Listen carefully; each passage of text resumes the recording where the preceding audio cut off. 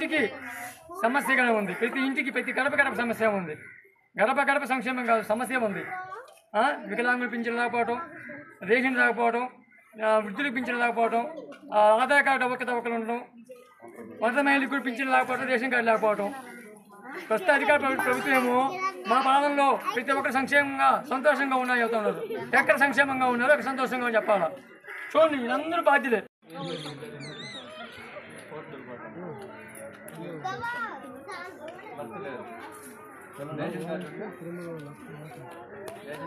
Aadhaar card ఇలా Aadhaar card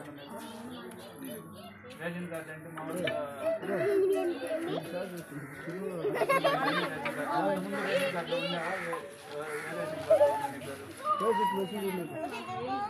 ఏం లేదు. ఇప్పుడు రేషన్ కార్డు అప్లై చేశారు, వాలంటీర్ అడిగారు మీకు రేషన్ కార్డు